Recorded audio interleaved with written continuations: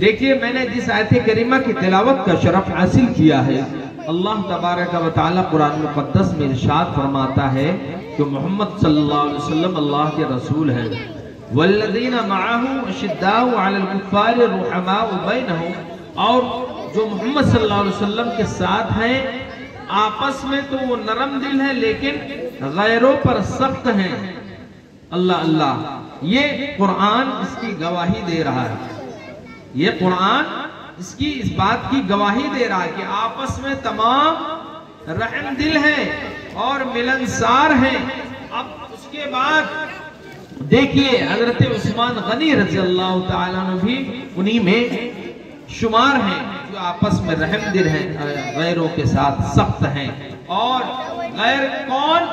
जो जालिम हो, जाबिर हो, उन पर इस्लाम ने हमेशा सख्ती का हुक्म दिया है और जालिम के आगे सर न झुकाने को कहा है। सर कट जाए तो ठीक है, लेकिन उसके सामने झुकाने की जरूरत नहीं। इमाम हुसैन ने हमें यही पैगाम दिया है ना, इमाम हुसैन ने हमें यही पैगाम दिया है कि सर कट जाए तो मुमकिन है, लेकिन सर झुकना नहीं चाहिए जालिम के आगे। यजीद जालिम था, जाबिर था, फासिक व फाजिर था, लिहाजा हजरत इमाम हुसैन ने उसके सामने अपने सर को नहीं झुकाया। सर तो बहुत बड़ी बात है, अपने हाथ तक को नहीं उसके हाथ में दिया कि जो है, वरना इस्लाम का तमाशा बन जाता। हजरत उस्मान गनी रजी अल्लाह ताला, आप जो है आमुल फील के 6 साल बाद आपकी विलादत बसादत होती है। आमुल फील यानी जब अबरहा बादशाह काबे पर चढ़ाई करता है, किस इरादे से, बहुत से हाथियों के साथ, और उसका एक हाथी था जो सफेद कलर का था जिसका नाम महमूद था, उसके साथ वो चढ़ाई करता है कि मुसलमानों को, या जो है जो हुजूर सल्लल्लाहु अलैहि वसल्लम के पहले जो शरीयत थी उनके इस मुबारक मुतबर्रक जगह को, काबे को ढा देगा। इस इरादे से उसने चढ़ाई किया था। कहाँ पे चढ़ाई की? मक्का मुअज़्ज़मा में, के काबे को ढा देगा, इस इरादे से उसने चढ़ाई की। लेकिन अल्लाह तबारक व तआला, माशाअल्लाह, सुभान अल्लाह, यह इसके जी के चश्मो चराग सैयद मुस्तफ़ा, माशाअल्लाह, इस बच्चे का नाम मैंने ही रखा था और लगभग हजारों बच्चे ऐसे होंगे जिनका नाम मैंने रखा है, और हजारों नौजवान से जायद होंगे मर्द और औरत के जिनका निकाह पढ़ा है, और अल्हम्दुलिल्लाह वो लोग अच्छी जिंदगी गुजार रहे हैं। अल्लाह तबारक व तआला उन तमाम की उम्रों में, इल्म में, अमल में, रिज़्क़ में बरकतें, वसअतें, कुशादगी, ईमान और ईक़ान के साथ अता फरमाए और सुन्नी सहीहुल अक़ीदा और ईमान और अक़ीदा का पाबंद और पुख्ता बनाए। तो वो अबरहा बादशाह काबे को ढाने के इरादे से आया था। सूरह फील आपने पढ़ा होगा, अलम तरा कैफ फ़अल रब्बुका बिअस्हाबिल फील। इस वाक़े के 6 साल बाद आप पैदा हुए। कौन? हजरत उस्मान गनी रज़ी अल्लाह ताला। आपका नाम जो है उस्मान और लक़ब उस्मान गनी या ज़ुन्नूरैन और कुन्नियत अबू उमर है। और वालिद की तरफ से 5वीं पुश्त में हुजूर सल्लल्लाहु अलैहि वसल्लम के सिलसिले नसब से मिल जाता, और वालिदे मुहतरमा की तरफ से हजरत अब्दुल्ला जो हुजूर सल्लल्लाहु अलैहि वसल्लम के वालिदे मुहतरम हैं, और यानी जो हजरत उस्मान गनी की जो नानी है, हजरत उस्मान गनी की नानी हुजूर सल्लल्लाहु अलैहि वसल्लम की सगी फूफी है। तो इस तरह से इनका रिश्ता है। बहरहाल हज़रत उस्मान गनी रज़ियल्लाहु तआला अन्हु ने जब इस्लाम कबूल किया तो हज़रत अबू बकर सिद्दीक रज़ियल्लाहु तआला अन्हु पहले इस्लाम कबूल किए, हज़रत अली ने किया, हज़रत खदीजतुल कुबरा ने किया, और एक गुलाम है हज़रत ज़ैद इब्न हारिसा या हज़रत हारिसा। बहरहाल इन लोगों के बाद हज़रत अबू बकर सिद्दीक के कहने पर हज़रत उस्मान गनी रज़ियल्लाहु तआला अन्हु ने इस्लाम को कबूल कर लिया। और आपकी बहुत सी करामतें भी हैं, आपकी शुजाअत भी बहुत सी है, आपकी सखावत भी बहुत मशहूर है। लिहाजा जंगे तबूक के मौके पर इस वक्त मुसलमान बहुत परेशानी के आलम में मुब्तला थे। इस वक्त इस कदर तंगी थी कि लोग पेड़ों के पत्ते खा करके जिंदगी गुजार रहे थे। उस वक्त जंगे तबूक की जरूरत पेश आई तो अल्लाह के रसूल सल्लल्लाहु तआला अलैहि वसल्लम लोगों को सामाने जंग के लिए उभार रहे थे और जोश दिला रहे थे कि लोग राहे हक में राह खुदा में खर्च करें। लोग बैठे हैं, हजरत उस्मान गनी रज़ी अल्लाह तआला अन्हु भी बैठे हैं। हुजूर सल्लल्लाहु अलैहि वसल्लम ने जब लोगों को जोश दिलाया, हजरत उस्मान गनी खड़े होकर अर्ज करते हैं, या रसूल अल्लाह सल्लल्लाहु अलैहि वसल्लम, 100 ऊंट मेरी तरफ से माँ साजो सामान यानी जो उसका ऊपर का सामान होता है, पालना होता है, वो तमाम के तमाम चीजों के साथ 100 ऊंट मैं राह खुदा में खर्च करता हूँ। सुभान अल्लाह। उसके बाद आप बैठ गए। फिर थोड़ी देर बाद हुजूर सल्लल्लाहु अलैहि वसल्लम लोगों को जोश दिलाने लगे कि राह खुदा में खर्च करो। फिर हजरत उस्मान गनी खड़े हो गए और फिर अर्ज करते हैं, या रसूलुल्लाह सल्लल्लाहु अलैहि वसल्लम, मैं मां साजो सामान के 200 ऊंट राह खुदा में खर्च करता हूँ। सुभान अल्लाह। इसी तरह से तीसरी मर्तबा भी हजरत उस्मान गनी रज़ी अल्लाह तआला अन्हु खड़े होते अर्ज करते, या रसूलुल्लाह सल्लल्लाहु अलैहि वसल्लम, मैं 300 ऊंट मां साजो सामान राह खुदा में खर्च करता हूँ। इस तरह से हजरत उस्मान गनी रज़ी अल्लाह तआला ने इतना माल खर्च किया। और उसके बाद सिर्फ इसी पर इक्तिफा न हुआ, बल्कि आप अपनी आस्तीन में 1000 दिरहम लेकर के आए थे, जो हुजूर के दामन में रख दिए। और हुजूर के दामन में रख दिए, रखने के बाद अर्ज किया, ये राह खुदा में है। बोलिए सुभान अल्लाह। 1000 दीनार का मतलब होता है, 1 दीनार 4.5 माशे का होता है।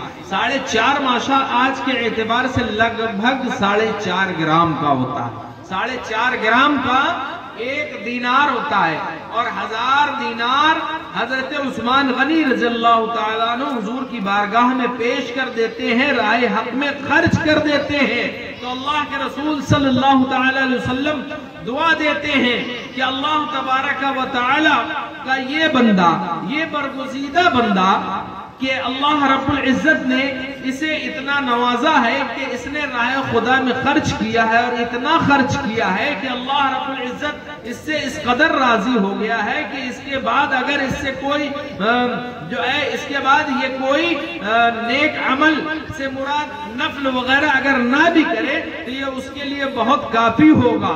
लिहाजा अब इसे कोई चीज की जरूरत नहीं है और कोई चीज इसे नुकसान नहीं पहुंचा सकती।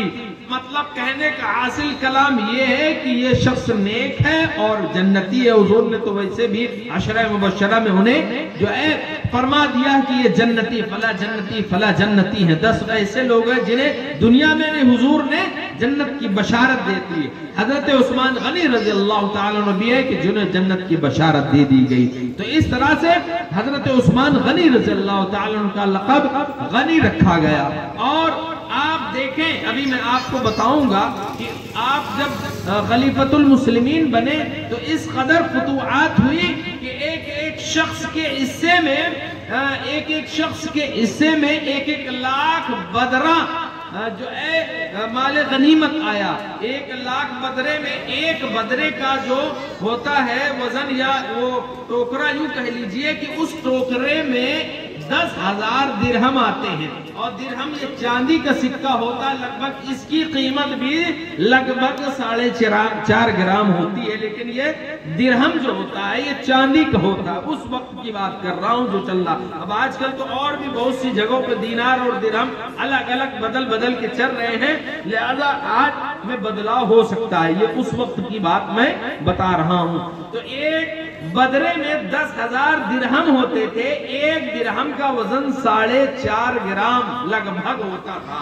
और एक शख्स के पास माले गनीमत जो है 1 लाख बदरे आते हैं। बताइए कितने मकाम पर जो है उनको रखने के लिए कितनी जरूरत पड़ती रही होगी। आज यहाँ रहने के लिए जगह कम पड़ रही है। उस वक्त ऐसा हाल आ गया था कि इतने ऐसे हालात आ गए थे, इतने अच्छे हालात आ गए थे कि लोगों को इतने ज्यादा माल गनीमत मिलता था और जो है इंसाफ के साथ तकसीम किया जाता था। तो मोहतरम हज़रात, हजरत उस्मान गनी रज़ियल्लाहु ताला अन्हु की ज़ात बाबरकत कोई मामूली नहीं है। तीसरे खलीफा हैं और हुजूर सल्लल्लाहु अलैहि वसल्लम के दामाद भी हैं। पहले दो खलीफा हजरत अबू बकर और उमर, ये हुजूर सल्लल्लाहु अलैहि वसल्लम के खुसर यानी ससुर हैं, और ये तीसरे हजरत उस्मान गनी रज़ियल्लाहु ताला अन्हु ये दामाद हैं। हजरत अली जिस तरह से रज़ियल्लाहु ताला अन्हु दामाद हैं, उसी तरह से ये भी हैं। लेकिन इनके हिस्से में और इनके निकाह में हुजूर सल्लल्लाहु अलैहि वसल्लम की दो बेटियां आई, हजरत रुकैया और हजरत उम्मे कुलसूम। एक साथ नहीं, बल्कि जब हजरत रुकैया का इंतकाल हो गया, विसाल हो गया, तो उनके विसाल के बाद हुजूर ने अपनी दूसरी बेटी उम्मे कुलसूम का निकाह इनसे कर दिया। तो इस तरह से दो नूर हुजूर सल्लल्लाहु अलैहि वसल्लम के दो नूर हजरत उस्मान गनी रज़ियल्लाहु ताला अन्हु की बारगाह में आए, तभी तो आपका लक़ब ज़ुन्नूरैन हुआ। बोलिए सुभान अल्लाह। आला हजरत अज़ीमुल बरकत अलैहि रहमा व रिज़वान नूर के मुतालिक इरशाद फरमाते हैं कि ए रसूल अल्लाह, तेरी नस्ल पाक में है बच्चा नूर का, तेरी नस्ल पाक में है बच्चा नूर का, तू है ऐने नूर, तेरा सब घराना, तेरा कुल घराना नूर का। तो मोहतरम हज़रात, हज़रत उस्मान गनी रज़ियल्लाहु ताला अन्हु की खासियत ये है कि आदम अलैहिस्सलाम से लेकर हज़रत ईसा अलैहिस्सलाम तक, बल्कि हुजूर सल्लल्लाहु अलैहि वसल्लम तक किसी भी ऐसे शख्स को ये खासियत हासिल नहीं हुई है जो खासियत या खुसूसियत हज़रत उस्मान गनी रज़ियल्लाहु ताला अन्हु के हासिल हुई है कि आदम अलैहिस्सलाम से लेकर हज़रत ईसा अलैहिस्सलाम तक लगभग सभी आल औलाद वाले अंबिया किराम रसूलान इज़्ज़ाम हुए, सभी के बेटा या बेटी हुए, उन्होंने किसी निकाह किया, लड़का हुआ तो लड़की से किया, लड़की हुई तो लड़का से किया, यानी कोई दामाद बना तो जो है कोई बहू बनकर की आई। बहरहाल आदम अलैहिस्सलाम से लेकर ईसा अलैहिस्सलाम तक जितनी भी अंबियाए किराम गुजरे, किसी भी शख्स के हिस्से में किसी भी नबी की दो बेटियां एक बाद दीगरे नहीं आई, लेकिन हजरत उस्मान गनी के हिस्से में यके बाद दीगरे हुजूर सल्लल्लाहु अलैहि वसल्लम की दो बेटियां आई, इसीलिए आपका लक़ब ज़ुन्नूरैन यानी दो नूर वाले हो गए। बोलिए सुभान अल्लाह। तो हजरत उस्मान गनी रज़ियल्लाहु ताला अन्हु की ये खासियत है, ये खुसूसियत है कि जो है किसी दूसरे को ये खुसूसियत न हासिल हुई न अब होगी। पता ये चला कि ये दुर्रे नायाब है हजरत उस्मान गनी रज़ियल्लाहु ताला। एक मर्तबा ज़ैद इब्न हारिसा रज़ियल्लाहु ताला अन्हु एक प्याला दिया हुजूर सल्लल्लाहु अलैहि वसल्लम ने कि जाओ मेरी बेटी के घर दे कर जाओ, उस्मान गनी के घर दे कर। वो गए, जा करके वो प्याला दिया। क्या देखते हैं, कभी हजरत उस्मान गनी रज़ियल्लाहु ताला अन्हु को देखते हैं, कभी हजरत रुकैया को देखते हैं या हजरत उम्मे कुलसूम को देखते हैं, कभी उनको देखते हैं, कभी उनको देखते हैं। इसी हैरत और इस्तेजाबात के बहर में गोताजन होने लगे। अब बोलो क्या हुआ बताइए। हैरत और इस्तेजाबात के बहर में गोताजन होने लगे। यार इमाम साहब ने उर्दू के बम मार दिए हैं, बोलिए बोलेंगे कि उर्दू का बम मार दिया, मैं कुछ समझ ही में नहीं आया।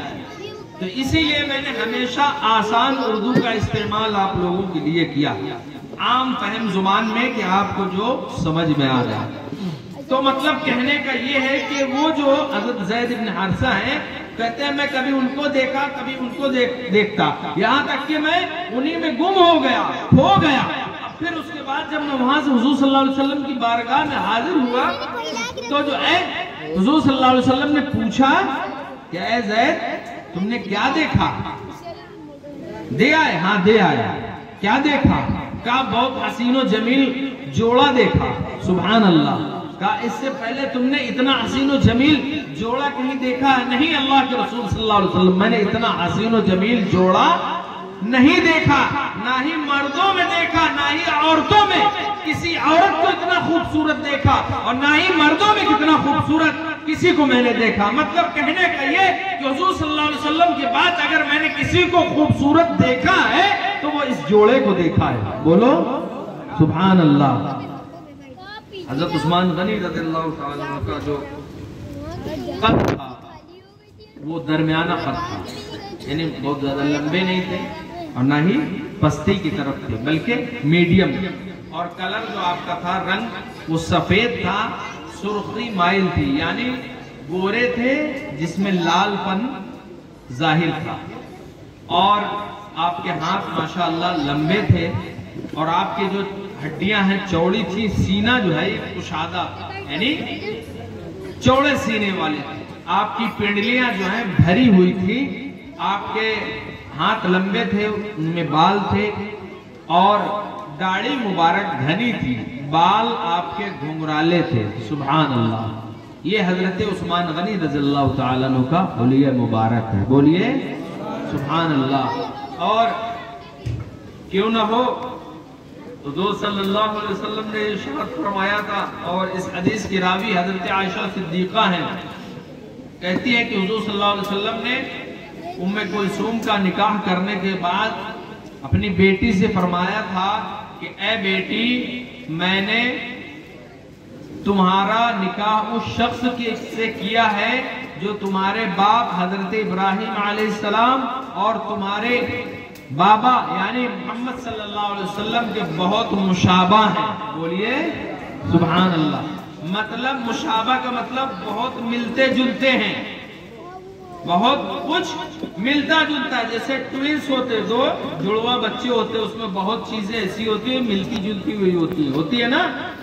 बोलिए ट्विंस जो होते हैं, जो जुड़वा होते हैं, वो काफी चीजें कुछ मिलती जुलती हुई होती है।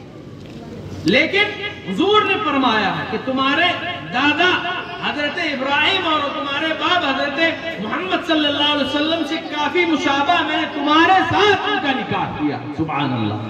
तो ये हजरत उस्मान गनी रज़ियल्लाहु ताला अन्हु। आपका मैंने नसब बताया, आपका हुलिया बताया, आपका की जो है सखावत भी बताई, और आपके मुतालिक हदीस पाक में भी बहुत सी हदीस पाक आई हैं, कुरान मुक़द्दसा में भी जो है बहुत सी आयत करीमा आपके हिमायत में नाजिल हुई हैं। लिहाजा ये तमामी चीजें अपने जहन में बिठा लीजिए। अल्लाह तबारक व तआला आपको इन तमाम चीजों को याद रखने की तौफीक अता फरमाए। तो मोहतरम हजरात, हजरत उमर फारूक आजम रज़ियल्लाहु ताला अन्हु जब जख्मी कर दिए गए और आपका आखिर वक्त आया, जाकनी का आया, नज़ा का आलम आया, तो लोग आए हजरत उमर फारूक आजम की बारगाह में, अर्ज करते हैं अमीरुल मोमिनीन, आप किसी को खलीफा मुंतखब कर दीजिए। किसी ने कहा आप अपने बेटे को अब खलीफतुल मुस्लिमीन मुंतखब कर दीजिए। आपने डांटा, फौरन मना फरमाया, कहा मजलिस शूरा में तो रहेंगे लेकिन जो है वो इमामुल मुस्लिमीन या खलीफतुल मुस्लिमीन नहीं हो सकते। लिहाजा आपने जो है 6 लोगों को ही एक कमेटी बना दी।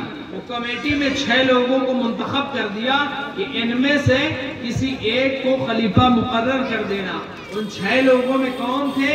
हजरत अली हैं, हजरत उस्मान हैं, हजरत तलहा हैं, हजरत जुबैर हैं, हजरत अब्दुर्रहमान इब्न औफ हैं, हजरत साद इब्न अबी वक्कास हैं। ये 6 हजरात हैं। लिहाजा हजरत उमर की शहादत यानी विसाल इंतकाल के बाद आपकी तजहीज़ व तकफीन के तीसरे दिन यानी सिवम हो गया, तीजा हो गया, उसके बाद जो है लोग एक मकाम पर जमा हुए कि जो है खलीफतुल मुस्लिमीन यानी खलीफा और नायब मुकर्रर किया जाए। और जो हजरत उमर रज़ियल्लाहु ताला ने जो वसीयत फरमाई थी कि 6 लोगों की कमेटी में बनी है, इन्हीं में से किसी एक को खलीफा मुंतखब कर लेना। लिहाजा हजरत तलहा, हजरत जुबैर और हजरत अब्दुर्रहमान इब्न औफ ने ये अपना जो इनका एक वोट था, इन्होंने अपना वोट सामने वाले को यानी दूसरे को दे दिया। हजरत जुबैर ने हजरत अली को दे दिया और हजरत तलहा ने हजरत अब्दुर्रहमान इब्न औफ ने हजरत अब्दुर्रहमान इब्न औफ को हजरत साद इब्न अबी वक्कास ने दे दिया। इस तरह से अब 3 लोग बचे। अब उसके बाद तीन हजरात बचे, अब्दुर्रहमान इब्न औफ बचे, हजरत अली बचे और हजरत उस्मान गनी रज़ियल्लाहु ताला अन्हु बचे। अब हजरत उस्मान गनी हजरत अली को एक जानिब ले गए और कहते हैं, दोनों हजरात को ले गए, कहते हैं देखिए मैं जो है खिलाफत अपने लिए मुनासिब नहीं समझता, यानी मैं खलीफा नहीं बनना चाहता हूँ। तो अब आखिर में दो ही हजरात बचे और हजरत उस्मान गनी रज़ियल्लाहु ताला अन्हु, हजरत मौला अली रज़ियल्लाहु ताला अन्हु। कहते हैं कि अब आप में कोई अगर दस्तबरदार होना चाहता है, यानी इसे छोड़ना चाहता है, तो वो बता दे। लेकिन दोनों हजरात खामोश रहे। जब दोनों हजरात खामोश रहे तो उसके बाद हजरत अब्दुर्रहमान इब्न औफ लोगों से भी दरियाफ्त करते हैं और करीब जाकर के उनकी राय लेते हैं। फिर आखिर में हजरत अली से और हजरत उस्मान से, दोनों से कहते हैं, क्या आप मुझे इस बात का इख्तियार देते हैं कि मैं अगर आपको खलीफा तस्लीम कर लूं या सामने वाले को तस्लीम कर लूं तो आप जो है उस पर बयात कर लेंगे? तो कहते हैं हाँ हाँ, मतलब हम तुम्हें हकम बनाते हैं कि अगर तुम उनको बनाओगे तब भी हम तस्लीम कर लेंगे और हमको बनाओगे तब भी हम तस्लीम कर लेंगे। दोनों हजरात से ये गुफ्तगू हजरत अब्दुर्रहमान इब्न औफ ने कर ली। अब उसके बाद हजरत अब्दुर्रहमान इब्न औफ ने हजरत उस्मान गनी रज़ियल्लाहु ताला अन्हु के हाथों पर बयात कर ली। इस तरह से हजरत उस्मान गनी रज़ियल्लाहु ताला अन्हु खलीफतुल मुस्लिमीन, तीसरे खलीफा बने। इस तरह से हजरत उस्मान गनी रज़ियल्लाहु ताला अन्हु खलीफतुल मुस्लिमीन बन गए। तमाम लोगों ने जो है आपके हाथों पर बयात कर ली। आप जब खड़े हुए पहली मर्तबा खुतबा देने के लिए तो कहते हैं कि हमारे घर में कोई खतीब हमारे खानदान में नहीं गुजरा है, लिहाजा अभी मैं इतना कहता हूँ कि अब मैं कोशिश करूंगा आगे आपको खुतबा दूंगा। मतलब कहने का अब प्रैक्टिस करूंगा कि जो है आपको खुतबा दे सकूं। लिहाजा अब मैं प्रैक्टिस करके बाद में कभी ऐसा वक्त आएगा कि आपको मैं खुतबा दूंगा। लिहाजा कहने का मतलब, मकसद और मुद्दा ये है कि पढ़ने के लिए कोई उम्र मुकर्रर नहीं होती।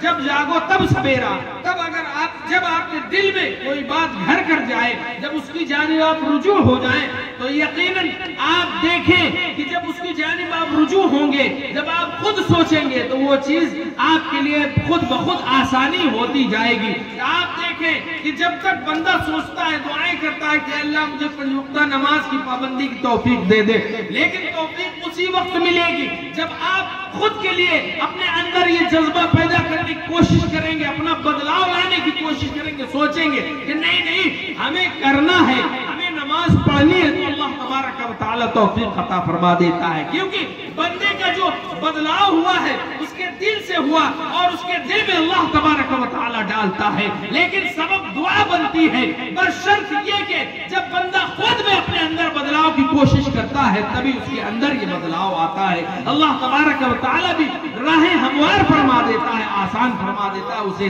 जो है तौफीक अता फरमा देता है। तो इस तरह से हजरत उस्मान गनी रज़ियल्लाहु ताला अन्हु खलीफतुल मुस्लिमीन हुए।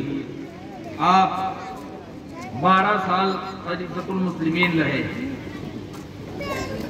तो शुरू के 6 साल तो हजरत उमर रज़ियल्लाहु ताला अन्हु से बहुत ज्यादा लोगों में मकबूल और महबूब हो गए।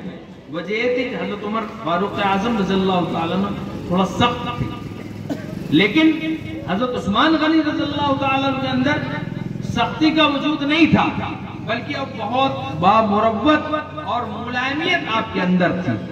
लिहाजा शुरू के 6 साल हजरत उमर रज़ियल्लाहु ताला अन्हु से भी ज्यादा आप महबूब और मकबूल हो गए। लेकिन आखिर के जो 6 साल थे उसमें बाज गवर्नरों की नाअहली की वजह से या उनकी हरकतों की वजह से लोग बदजन होने लगे थे। और यही मामला आपकी शहादत का जब वाकया रोनुमा हुआ तो उसमें एक गवर्नर का मामला आया, उसी के बिना पर आपकी शहादत का मामला वजूद में आया। बहरहाल उसके पहले मैं आपको ये बताता चलूं कि एक मर्तबा हुजूर सल्लल्लाहु तआला अलैहि वसल्लम ओहद के पहाड़ पर तशरीफ फरमा थे। ऊपर पे ओहद के पहाड़ जो है उसके ऊपर मौजूद थे कि अचानक ये पहाड़ खड़बड़ाया। अचानक ये जुम्बिश देने लगा। हुजूर सल्लल्लाहु अलैहि वसल्लम ने इरशाद फरमाते हैं कि ऐ पहाड़ तू अपनी जगह ठहर जा, क्या तुझे मालूम नहीं है कि तेरे ऊपर एक नबी और एक सिद्दीक और 2 शहीद हैं? बोलिए सुभान अल्लाह। तो पता ये चला कि हुजूर सल्लल्लाहु अलैहि वसल्लम ने बहुत पहले इसकी खबर दे दी थी कि जो एक कौन शहीद होगा और कौन इंतकाल करेगा, कौन शहीद होगा। और जब आपने ये हुक्म दिया तो वो जो पहाड़ है उहद का, वो पहाड़ एकदम साकित और जामिद हो जाता है। पता ये चला कि हुजूर सल्लल्लाहु अलैहि वसल्लम की हुक्मरानी पहाड़ों पर भी है, हुजूर सल्लल्लाहु अलैहि वसल्लम की हुक्मरानी दरिया की तुगयानी पर भी है, जमीन और समा और हर एक चीज पर हुजूर सल्लल्लाहु अलैहि वसल्लम की हुक्मरानी है। तभी तो जो है आपको ये कहा जाता है कि अल्लाह रब्बुल इज्जत ने आपको हर एक चीज का मालिक व मुख्तार बना दिया है। मोहतरम हज़रात, नबी सल्लल्लाहु अलैहि वसल्लम को अल्लाह रब्बुल इज्जत ने हर एक चीज का मालिक व मुख्तार बना दिया है।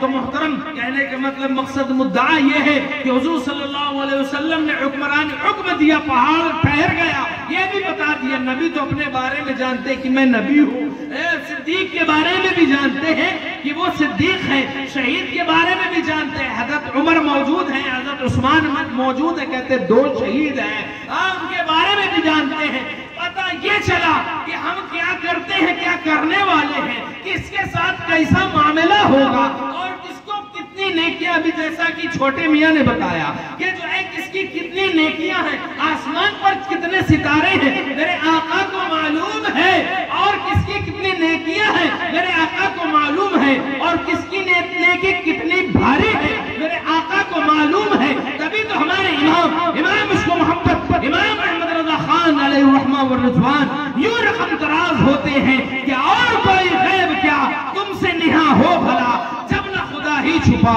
तुम पे करोड़ों दरूद। यानी और कोई बात क्या हो जो आपसे छिपी हो, जब अल्लाह तबारक व तआला को ही आपने देख लिया, तो अब अल्लाह रब्बुल इज्जत से ज्यादा गैब वाली चीज कौन हो सकती है? गैब वाली जात कौन हो सकती है? गैब वाली शख्सियत कौन हो सकती है? गैब वाली चीज कौन हो सकती है? अल्लाह रब्बुल इज्जत को हमारे आका सल्लल्लाहु अलैहि वसल्लम ने अपने माथे की निगाहों से देखा। वही 2 निगाहें या 2 नजरें या 2 आंखें हैं हुजूर सल्लल्लाहु अलैहि वसल्लम की, कि जिन्होंने अल्लाह रब्बुल इज्जत का दीदार दुनिया में बिला पर्दा किया है, वरना अल्लाह रब्बुल इज्जत ने कोई ऐसी आंखें उन 2 आंखों के अलावा नहीं बनाई है जो अल्लाह रब्बुल इज्जत का दीदार बेपर्दा कर ले। अल्लाह रब्बुल इज्जत ने अपने महबूब को इतना सुपर पावर बनाया, वरना हजरत मूसा ने अर्ज किया था, मौला मैं तुझे देखना चाहता हूँ, लन तरानी, तुम नहीं देख सकते। बहुत अर्ज किया, तो अच्छा ठीक है, तूर पे आओ। तूर पे आए,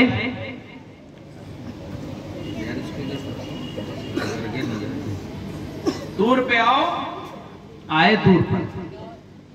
अल्लाह रब्बुल इज्जत ने अपने और हजरत इब्राहिम हजरत मूसा अलैहिस्सलाम के दरमियान पर्दा था, वो एक पर्दा नहीं 60,000 पर्दे, और एक पर्दे के जो मोटाई थी और लंबाई थी वो 60,000 बरस की थी।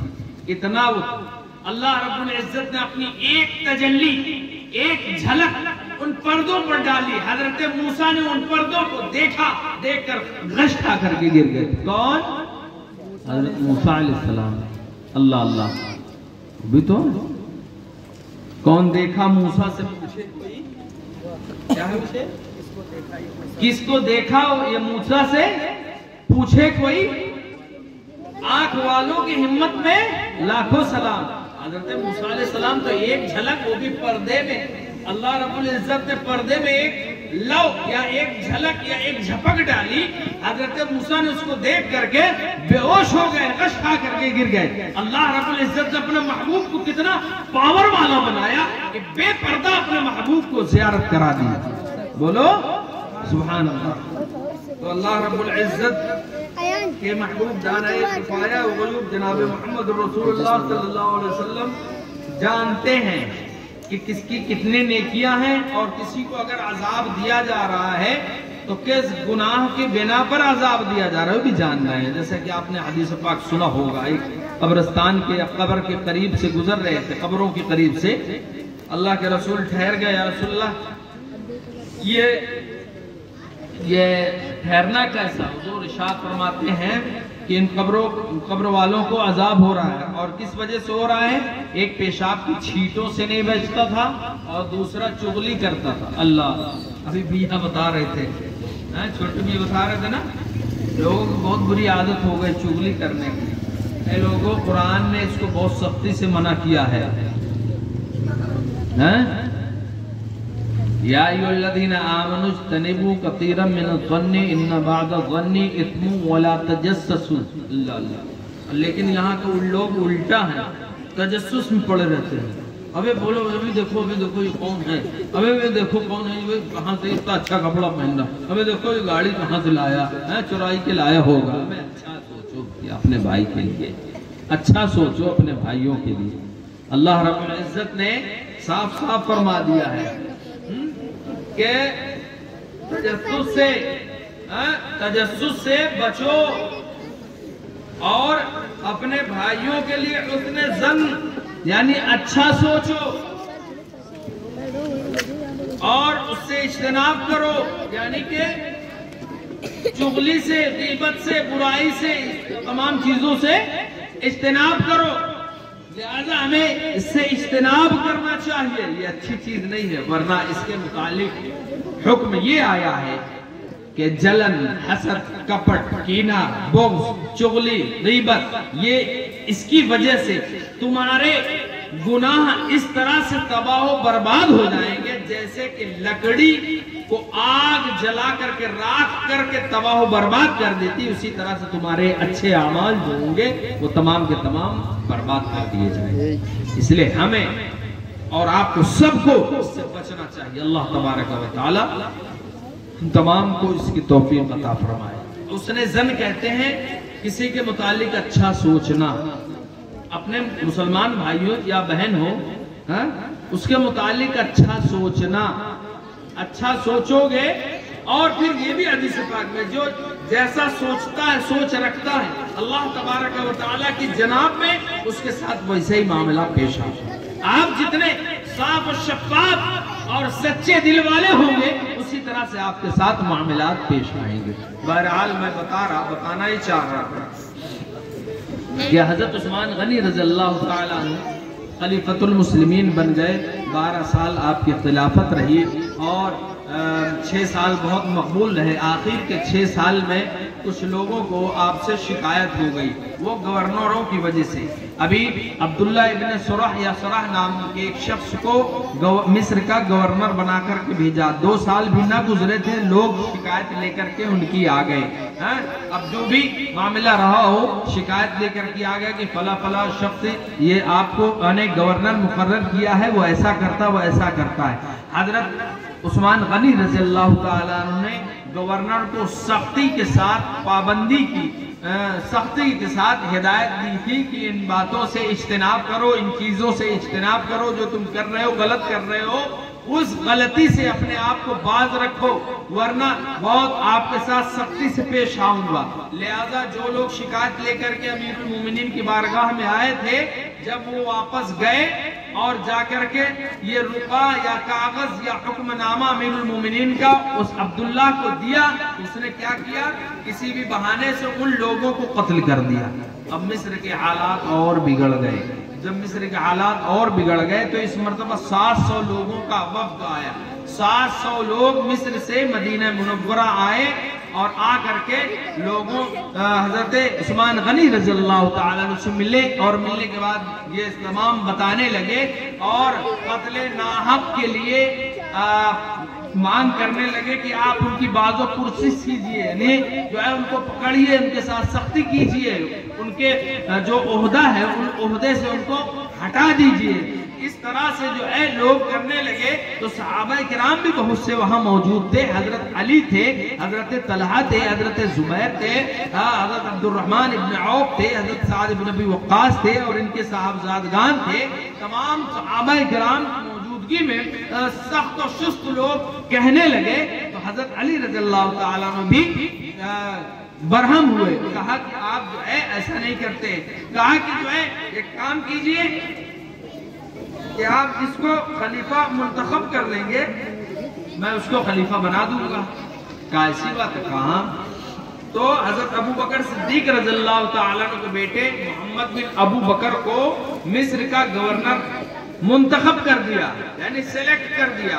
और जो वहां मिस्र में अब्दुल्ला नाम का शख्स था गवर्नर, उसको उसके ओहदे से बर्खास्त कर दिया। अब ये हुक्मनामा लेटर जारी करके इन लोगों को दे दिया, 700 अफराद जो आए थे इनको दे दिया, दे करके ये लोग चल दिए। अबू बकर मोहम्मद बिन अबू बकर भी साथ में रहे। अभी ये लोग 3 मुसाफत तय किए। क्या देखते हैं कि मदीना मुनव्वरा की जानिब से एक हबशी गुलाम सांडवी पर सवार होकर के बहुत तेज रफ्तारी से मिस्र की जानिब जा रहा है। तो लोगों को शक हुआ या तो ये अपने आका से ये गुलाम भागा हुआ है या तो फिर ये कासिद है। लोगों ने पकड़ लिया, पकड़ करके करीब लाए और पूछा, पूछ हुई, बहुत तलाशी ली गई।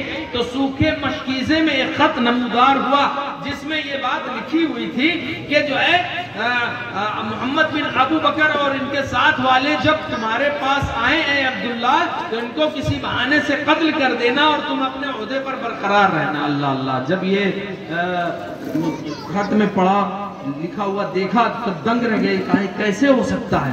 अब लिहाजा उसको पकड़ा और वो खत था वहां से वापस लाए। वापस ला करके हजरत अली तमाम सहाबा किराम को दिखाया। तमाम लोग हजरत उस्मान गनी रज़ियल्लाहु ताला अन्हु की बारगाह में हाजिर हुए, कहा ऐसा ऐसा मामला है। तो हजरत उस्मान गनी रज़ियल्लाहु ताला अन्हु कहते हैं, कसम खा करके कहते हैं कि खुदा की कसम मैंने ना ये लिखा है और ना किसी को लिखने का हुक्म दिया है और ना ये मेरी तहरीर है। हाँ, तो लोग कहते हैं ताज्जुब है, आपने तो पहले बताया कि ये ऊँटनी हमारी है, हाँ ये गुलाम हमारा है और ये मुहर भी आपकी है, ये कैसे हो सकता है। जब लोगों ने बहुत ज्यादा गौर किया तो कहा कि जो है ये मरवान का काम हो सकता है, मरवान की नकल या तहरीर इस तरह की, लिहाजा आपसे जो है मुतालबा करने लगे कि मरवान को हमारे सुपुर्द कर दो। अब हजरत उस्मान गनी रज़ियल्लाहु ताला चूंकि मालूम था, आप इंतजार में थे कि मेरी शहादत होगी, अब ये कब होगी ये तो खैर नहीं जानते थे, लेकिन बहरहाल हालात ऐसे आ रहे थे तो उनको मालूम था। मरवान को आपने उनके हवाले न किया, क्यों? क्योंकि फिक़्ह में एक मसला है कि एक शख्स की तहरीर दूसरे शख्स की तहरीर से मिल जाती है, इस वजह से उन्होंने उसके हवाले लोगों के हवाले नहीं किया। इस तरह से जो है लोग अब बहुत बरहम हो गए कि जो है अब बरहम होकर के उठ गए। उठ के बाद कहते हैं कि हजरत उस्मान गनी झूठी कसम नहीं खा सकते। उसमें बाद ये भी कहते हैं कि जो है कसम नहीं खा सकते, हजरत उस्मान ऐसा नहीं कर सकते, लेकिन शक से वो बरी भी नहीं हो सकते। बहरहाल आखिर वक्त ऐसा आया कि जो है सख्ती कर दी गई। आपको गवर्नर हाउस में आपके घर पे मकाम में चारों तरफ से घेराव कर लिया गया, आप पर पानी बंद कर दिया गया। और जब जो है हजरत उस्मान, हजरत अली और दीगर अजल्ला सहाबा किराम ने अपने अपने बेटों को गवर्नर हाउस के चारों जानिब हिफाजत के लिए भेज दिया, तो कहा बड़ा सख्त पहरा कैसे किया जाए। तीर बरसाना शुरू किया। हजरत इमाम हसन जख्मी हो गए। हाँ, जब जख्मी हो गए कहा अभी बनु हाशिम आ जाएंगे तो एक नया बवाल खड़ा हो जाएगा। बहरहाल अब किस तरह से किया जाए। एक किसी शख्स ने बताया कि ये बगल वाले मकान से चढ़ करके चले और इस तरह से उस्मान गनी को कत्ल कर दिया जाए। उस्मान गनी रज़ियल्लाहु ताला के कत्ल के इरादे से मोहम्मद बिन अबू बकर और उनके साथ 2 शख्स और थे, बगल वाले मकान से चढ़ करके हजरत उस्मान गनी के मकान पर आए। चूंकि जो है तमाम लोग छत पर थे, आपके गुलाम और जो लोग भी थे और जो भी थी तमाम के तमाम ऊपर थे। हजरत नाइला और उस्मान गनी रज़ियल्लाहु ताला नीचे के मकाम में थे। और बाद रिवायतों में ये भी आया है, मुअर्रिखीन बयान करते हैं कि आप उस वक्त कुरान शरीफ की तिलावत कर रहे थे, जैसे ही नीचे आए मोहम्मद बिन अबू बकर ने आपकी दाढ़ी पकड़ ली। दाढ़ी पकड़ी तो कहा खुदा की कसम तेरी माँ तुझ पर रोए, अगर तेरे बाप होते तो तुझ पर इस हरकत की वजह से तेरे साथ जो है सख्ती करते और सख्ती से पेश आते। इतना कहा तो वो उन्हें दाढ़ी छोड़ा और दाढ़ी छोड़कर एक किनारे खड़े हो गए। लेकिन इनके साथ जो दो शख्स आए थे उन्होंने हजरत उस्मान गनी रज़ियल्लाहु ताला पर हमला कर दिया और इस तरह से हजरत उस्मान गनी रज़ियल्लाहु ताला को बेदर्दी के साथ शहीद कर दिया गया। इन्ना लिल्लाहि व इन्ना इलैहि राजिऊन। और एक रिवायत में आया कि हजरत नाइला जो हजरत उस्मान गनी की बीवी थी, उन्होंने एक बार जब हजरत उस्मान गनी की जानिब किया तो इन्होंने अपने हाथ से रोकना चाहा, लेकिन तलवार का वार इतना सख्त था कि आपकी उंगलियां कट गई थी। और फिर हजरत उस्मान गनी रज़ियल्लाहु ताला कुरान शरीफ की तिलावत फरमा रहे थे और आपके खून के छींटे वो आयत करीमा फसयकफीकहुमुल्लाह पर जो है कुरान मुक़द्दस की आयत करीमा फसयकफीकहुमुल्लाह पर कुरान की छींटों की चंद बूंदें वहां मौजूद हो गई थी। इस तरह से हजरत उस्मान गनी रज़ियल्लाहु ताला की शहादत हुई। और जब शहादत हुई, चूंकि बलवाइयों ने चारों तरफ बड़ा शोर हुआ करके रखा था, आपने बहुत आवाज लगाई लेकिन आवाज किसी ने नहीं सुनी। हजरत नाइला छत पर चढ़ी और कहा कि अमीरुल मोमिनीन को कत्ल कर दिया गया। लोग नीचे आए, अब एक अजीब सा माहौल पैदा हो गया। लिहाजा हजरत अजल्ले सहाबा किराम को भी खबर पहुंची। हजरत अली रज़ियल्लाहु ताला अन्हु गुस्से में आए और आ करके क्या कहते हैं कि जो है हजरत हसन को एक तमाचा मारा और हजरत इमाम हुसैन के घूसा मारा। कहा कि तुम लोग मौजूद थे, कैसे अमीरुल मोमिनीन कत्ल कर दिए गए। बहरहाल इस तरह से हजरत अमीरुल मोमिनीन की शहादत हो जाती। हजरत नाइला से पूछा जाता किसने शहीद किया। कहा मोहम्मद बिन अबू बकर ने किया। कहा नहीं नहीं, इन्होंने नहीं किया बल्कि ये पीछे हट गए थे, इनके साथ दो शख्स आए थे, उन्होंने कत्ल किया है, जिसमें से एक का नाम हिमार आता है और एक का नाम असवद आता है। यानी कि हिमार का माना होता है गधा और असवद का माना होता है काला। ये दो शख्सों ने हजरत अमीरुल मोमिनीन उस्मान गनी रज़ियल्लाहु ताला अन्हु को शहादत दे दिया, शहीद कर दिया।